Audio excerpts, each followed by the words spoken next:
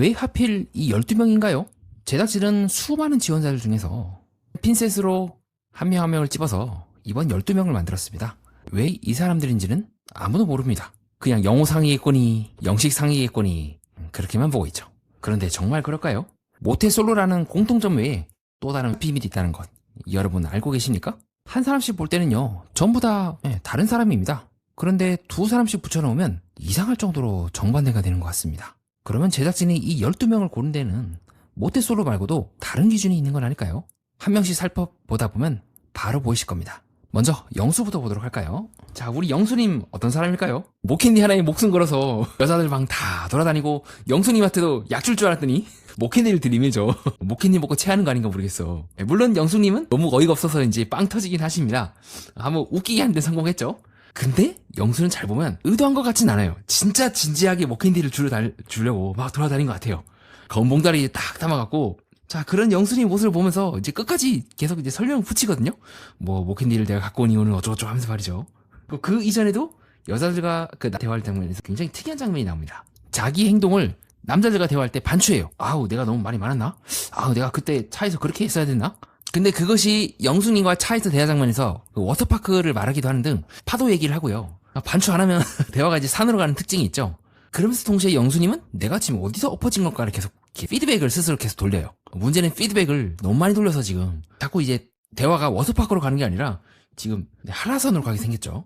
그리고 자기소개 때도 조금 인터뷰 때도 독특한 말씀을 하십니다. 수학과 일본어를 등을 이제 공부하는 걸 좋아한다는 걸 보면서 문득 저는 돌싱의 모쏠에 맹꽁이 씨가 생각나기도 했습니다. 약간 느릿느릿하면서 뭔가 상대방의 맥락에 대해서 한 번 더 생각하고 그 너머에 좀 더 상위 구조에서 얘기를 하는 것이 아니라 정말 있는 그대로 대답한다는 점에서는 마치 맹꽁 씨가 여자들 앞에서 나보다 나이 많아 보인대요 라고 돌직구를 박았다가 난리가 난 것처럼 조금 영수 씨도 나름대로 고민하고 생각하고 있긴 하지만 말씀하시는 거 보면은 결과적으로는 별 차이가 없어요. 오히려 본인만 이제 심적 에너지만 소모가 되는 굳이 이렇게 남자들과의 대화 장면에서처럼 장면이 나올 필요가 없다는 거죠. 문제는 생각이 많은 게 아닙니다. 사고를 치는 것도요 두 사람이 완전히 정반대입니다. 즉 영수 씨는 맹꽁 씨처럼 너무 생각이 많아요. 그렇게 해서 나온 대답은 평면적이에요. 여기와 정반대인 사람이 있습니다. 자, 바로 이제 느끼한 아저씨상으로 우리 영자님한테 이제 찍혀버린 상철님이죠. 상철님은 잘 보면요 그 이제 들어눕는 그 장면에서 너무 확신을 갖고 덤벼듭니다. 상철님은 들어누울 때도 딱 턱 깨고 여자들 이제 지그시 보면서 중후한 목소리로 이제 된 거죠? 라고 합니다. 그리고 이 패턴이 상철님을 찾아오고 있는 3명의 여자들 모두에게 반복이 되죠. 영자님 때도 이렇게 상당히 가까이 앉아서 당신이 더 예쁘세요 라고 하지만 영자님은 오히려 거기서 해서 아저씨 같다 하면서 실망하게 된 계기가 되고요. 뭔가 이상하죠. 영자님은 상철님은 자기가 선택해놓고는 실망했대. 그러면 영자가 문제인 걸까요? 상철이 문제인 걸까요? 물론 영자님은 야간 때 인터뷰 때 상철님에 대해서 실망했다고 말씀을 하십니다. 그러면 언제쯤 실망을 한 걸까요?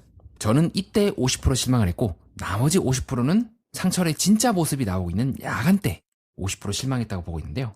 중간에 이제 상철님하고 사람들이 야간에 이제 바베큐 파티를 준비하죠. 그때 상철님이 다음과 같이 말씀하십니다. 영자님을 비롯해서 여성들이 이제 합류를 해요. 그때 상철님이 영자님 보면서 내가 불 피우고 책상 놨다! 라고 큰 소리를 치는 장면이 나옵니다. 그건 어떻게 보면 이제 당연한 거잖아요. 모든 출연진들이 모여서 준비를 하고 뭐 많이 하든 적게 하든 간에 근데 그게 어느 순간 상철이는 당연한 권리라고 생각하고 왜 그런 나를 인정을 안 해주냐 라면서 큰 소리를 치는 거죠. 즉 상철은요 자기가 하고 있는 행동이 이게 피드백이 안 되는 거예요. 돌아보지 않아요. 지금 이 말을 딱 했을 때도 일반적으로 여기서 다른 사람들이 보고 있는 앞에서 이렇게 내가 해준 걸 왜 안 알아봐주냐 라고 큰 소리 치면 그건 오히려 인정이 아니라 뭐 잘났어 뭐 쥐가 뭔데라고 이제 욕을 먹기 딱 좋거든요. 근데 지금 상철은 인지를 못하고 있습니다. 여기서 영수였다면 완전히 반대로 행동했을 거예요. 쭈뼛쭈뼛 하면서 자기가 했던 거를 이제 까발리기보다는 내가 이거를 까발려도 되는 건가? 라고 하면서 쭈뼛쭈뼛 또 가서 영수님께 제가 책상 좀 세팅했는데 괜찮으십니까? 마음에 드십니까? 라고 얘기를 했을 거예요. 근데 그 모습이 너무 이제 어색하니까 다들 이제 또 빵 터지겠죠? 반대로 상철님은 어느 순간 3명의 표를 받고 좀 간이 커진 것 같죠? 자꾸 이런 식으로 첫인상엔 첫인상이 불과한데 느끼하게 가게 앉아갖고 마주보고 앉아. 그 이전에 상철님도 봤을 거 아닙니까? 영수와 영숙은 이렇게 안 누웠잖아요. 너무 욕심이 큰 거 아니냐는 거죠. 자, 이런 식으로 서로 부담이 덜하게 말이죠. 그래서 문득 그런 생각이 든 겁니다. 지금 영수씨와 상철씨는 완전히 반대네. 한쪽은 너무 돌아보고요. 나머지 한쪽은 아예 돌아볼 생각이 없습니다. 한 쌍만 가지고 그렇게 말하면 끼워 맞추기라고 볼 수도 있겠습니다. 그런데 정말 그럴까요? 계속 볼까요? 청산유수의 말을 잘하는 영화제. 갑자기 후반부에서 인기나무를 이제 부상을 했죠.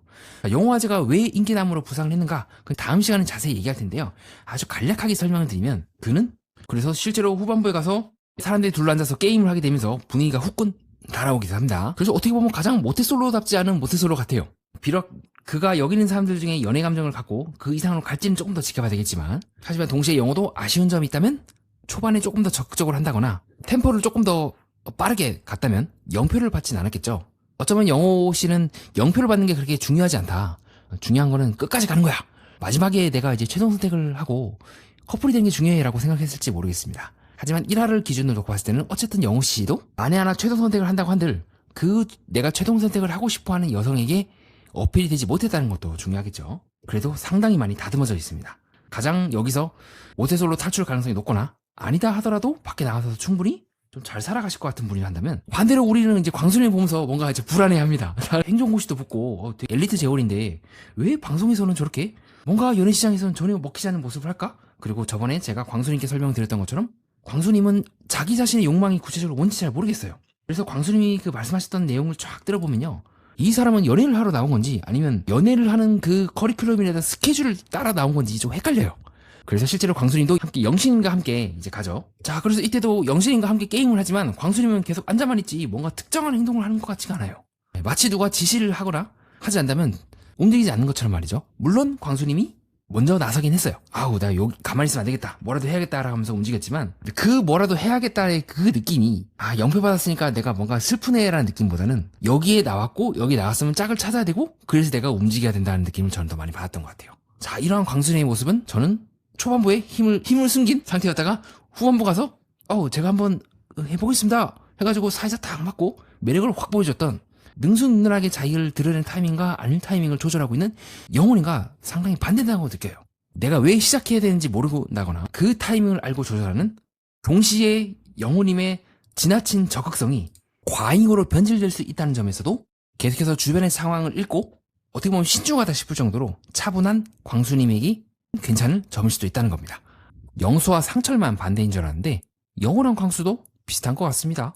그럼 이거는 단순히 성격이 아니라 어떤 배열의 문제라고도 볼 수 있지 않을까요? 뭔가 이상해요. 지금 잘 보면 데칼코마니처럼 각 출연진들을 1에서 100을 연결하고 2에서 99를 연결해서 되는 것처럼 딱 접으면 서로가 완전히 대칭이 되는 구도가 조금 나오는 것 같아요. 자, 다음으로 영식님 한번 볼까요? 실제로 영식님이 누구를 제일 마음에 들어하는지는 아직은 파악이 안 됩니다. 거의 제타슨이 이 부분을 거의 다 빼버렸다고요. 남자들이 좋아하고 있는 상은요, 여자들의 인터뷰 장면밖에 안 나와요. 다만 영식님도 쭉 이렇게 뭐 순자님과 대화하는 장면을 보거나 들어보면은 뭔가 조곤조곤 재밌게 잘 얘기도 하고, 현순이가 함께 얘기할 때도 뭐 자동차 이야기, 운전 이야기 등등 많은 이야기를 하고 있지만, 그렇게 자기가 어떤 스타일을 좋아한다, 내가 당신이 봤을 때는 당신이 좀 호감이다 등의 적극적인 표현은 그렇게 많이 하지 않습니다. 일상적인 대화라든가 그런 삶이라든가 이런 부분은 조금 다른 출연진에 비해서는 다듬어져 있지만, 저렇게 이제 뭔가 중립적이고 차분하게 얘기만 하다 가버리면은 여기 왜 났어? 라고 이제 비판을 받을 수가 있겠죠. 그래도 가장 무난하고 뭔가 다른 사람들에게 막 그렇게 이상한 짓을 할 것 같진 않습니다.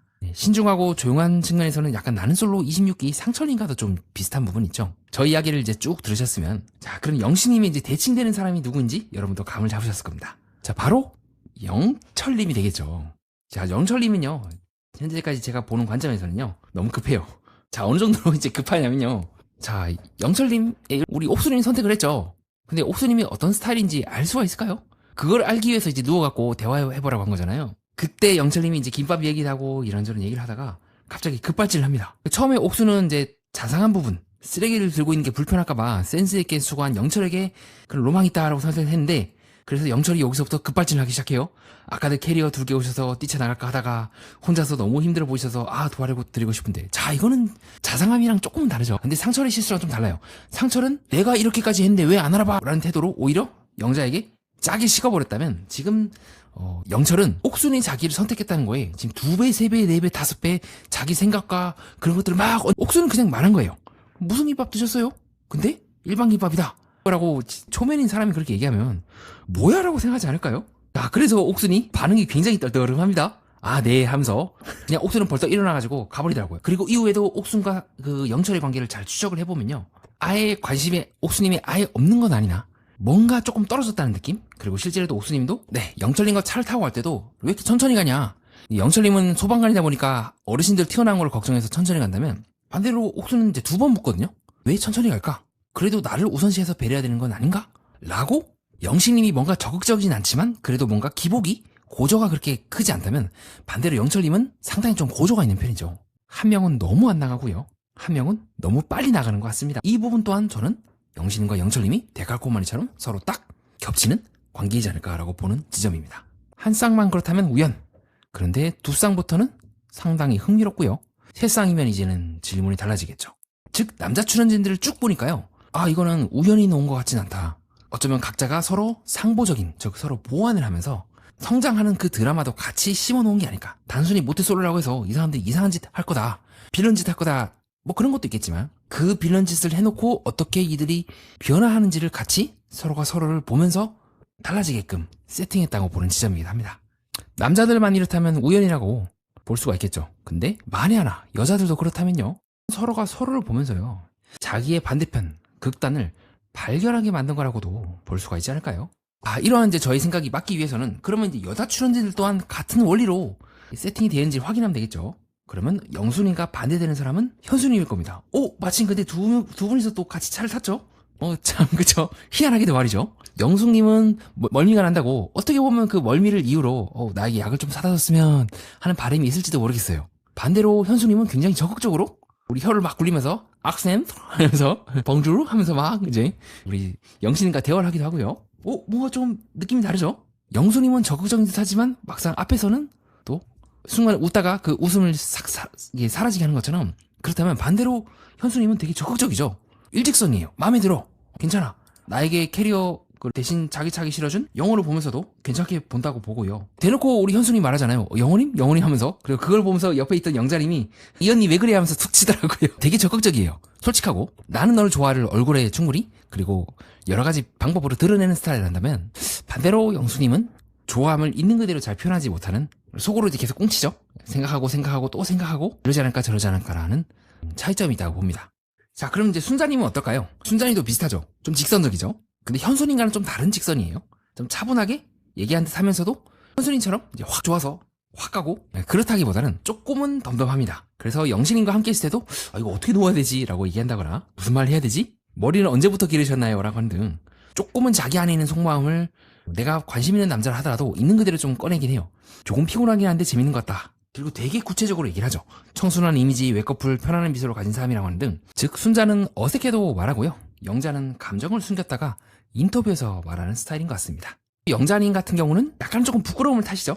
근데 후다닥 뛰는 것도 그렇고 그녀의 트레이드마크 아닌가 했습니까? 걷지 않는다. 물론 이제 간호사 생활을 하시면서 이제 에코모라든가 이제 그런 응급 사태를 대비해서 계속 뛰는 게 습관일 수도 있어요. 근데 그거는 한편으로는 부끄럽다는 자기의 진짜 솔직한 마음을 꺼내지 못하기 때문에 볼 수도 있습니다. 지금도 마찬가지로 부끄럽고 뭔가 자기 감정을 있는 그대로 이렇게 표현하거나 우리 순자님처럼 여유롭다 못해 좀 피곤하긴 한데 괜찮네요 라고 말하기보다는 그냥 냈다 이제 도망을 쳐버리는 거죠. 그리고 인터뷰 때만 가서 나중에 저는 좀 상처를 별렸습니다 라고 간접적으로 이렇게 꺾어버리거나 조금은 내향적이고 부끄럽고 잘 표현을 못하는가 아니면 순자처럼 적극적으로 까진 아니더라도 있는 그대로 비록 상대방이 어떻게 생각하든 뭐 그거보다는 내가 내 감정을 더 표현한 것이 더 중요해 라는 대비로 볼 수가 있다는 거죠. 옥순과 정숙도 저는 비슷하다고 봅니다. 같은 모쏠인데 숨기는 방식까지 반대인 셈이죠. 두 분 모두 아직 적극적으로 뭔가를 보여주진 않았지만 성큼성큼 걸으면서 적극적으로 자신이 상처를 고른 그 기준이 이제 분위기를 밝게 한다. 유쾌해 보여서 라고 말하고 있는 정숙과 자 반대로 자상한 사람 조금 자기를 섬세하게 배려해줄 줄 아는 사람을 욕망하는 것 같은 옥순이 부담스럽게 이제 말을 막 쌓는 걸 보면서 김밥 하나에 뭐 통있다 이런 말 하는 거 보면서 짜증은 나지만 뭔가 약간 거리를 두려고 하는 듯한 그러니까 공주 스타일의 옥수는 조금 전 대비가 된다고 느끼고 있습니다. 정말 다음 선택에서 둘은 정반대로 움직일까요? 그렇다면 이러한 대칭은요 왜 만들어진 걸까요?